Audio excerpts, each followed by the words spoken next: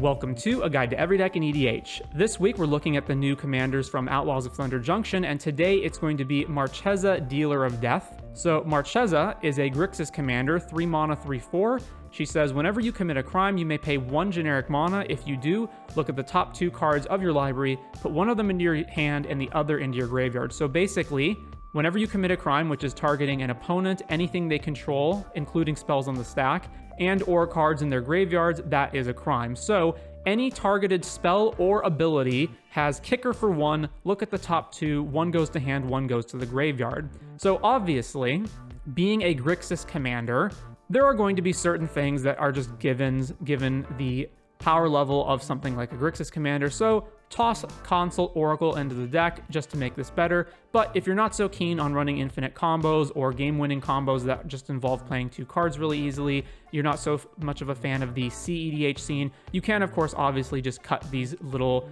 packages in the deck. Otherwise, the deck is going to be a combination of generically powerful Grixis cards and specifically cards that commit crimes for either cheap or free that allow you to trigger Marchesa. So some of the easiest ones are going to be Gitaxian Probe, Mishra's Bauble, and Urza's Bauble. These are all basically 0 mana spells that allow you to commit crimes and cycle themselves. So this is basically 1 mana, draw 2 cards with a choice out of the top 2. We've got our card draw in Bolas' Citadel, Jeska's Will, Mystic Remora, Rhystic Study, and the One Ring. Birgi also counts as card draw on its backside technically, but it's also just a good way on its front side to generate the additional red mana for every spell to pay for Marchesa's trigger. And of course, anything that allows us to generate extra mana like Birgi or Jeska's Will is going to be particularly good in this deck when we're very mana hungry because we want to be constantly getting that 1 mana payment to keep drawing for more cards. We've got our combo pieces, which is obviously Console Oracles in the deck, but also we've got Hullbreaker Horror, Mayhem Devil, and Opposition, which are all ways to, once they're on the battlefield for free, constantly continue to trigger Marchesa's Commit a Crime ability.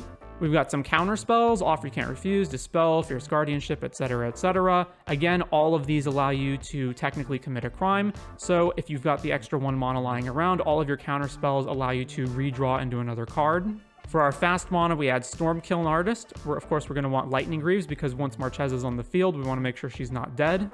In addition to Lightning Greaves, we'll have a little bit more protection, Deflecting Swat, March of Swirling Mist, Misdirection, Spellskite, and Thoughtseize. Again, these are all cheap ways of both protecting Marchesa and also committing crimes. In particular, Spellskite. Spellskite can constantly keep targeting the same spell or ability that's on the stack to allow you to pay 1 mana every single time in order to keep triggering Marchesa. Also something like Misdirection, or March of Swirling Mist, which might normally go down a card, are now card neutral or going up a card based on Marchesa's ability. Same basic principle applies with Thoughtseize. You could, of course, run tons of different spells like Misdirection or more Hand Disruption, but I thought these were probably like the best picks that you could get. You could also go the route, like with Gitaxian Probe, Mishra's Bauble, and Urza's Bauble up here, of just running all of the most cheap 1 mana cantrips that happen to target, but I felt like this was the better direction to go in. A little bit of ramp, pretty typical Grixis stuff. This might be not enough ramp considering that you're very mana hungry with Marchesa, so add more if you feel like this is too little. Some Reanimation, which again doubles as a way to commit a crime. Obviously, removal is going to be very handy in this deck because of, again, committing a crime. So cards like Chain of Vapor, Gilded Drake, Bolt, Snuff Out, Snap, Submerge, Witness Protection. All of these cards commit crimes and are therefore better than they normally would be. So they take cards that were already good, like Chain of Vapor, Gilded Drake, and Orcish Bowmasters, for example, and make them even better. And they take cards like Snap, which varies how good it is based on the deck, or cards like Bolt that are more niche and upgrades them to actually being good because of being able to redraw off of them. A little bit of Stax, the typical stuff you find in black, Dothy Voidwalker, Oppo Agent, etc. Relic of Progenitus and Scrabbling Claws are ways of hitting the graveyard that also commit crimes based on just their tapping abilities, and can cycle themselves later if for whatever reason you don't need them anymore. A little bit of sweeping in Cyclonic Rift and Fire Covenant. Also, Fire Covenant will trigger commit a crime, and if you don't overload Rift, the single target mode will also commit a crime. some Tutors, and then some other cards that commit crimes in other ways. So Hex Parasite can technically pay just 1 mana and then 2 life per activation in order to keep activating it. You don't even need anything to remove counters from in order to activate it. And Bothersome Closet, which is whenever you cast a non-creature spell, goad target creature an opponent controls. So basically all of your non-creature spells, regardless of whether they target or not, will then trigger the Bothersome Closet, which will target and then commit a crime. Pretty stock pick of lands for a Grixis deck. The only cards that I would point out that differ from usual are things like Bojuka Bog, which would normally not be very good, but when you can commit a crime with it, it is. Same thing with Original Urborg that can make target creature lose First Strike or Swamp Walk, which basically is a land that allows you to target and thus commit a crime.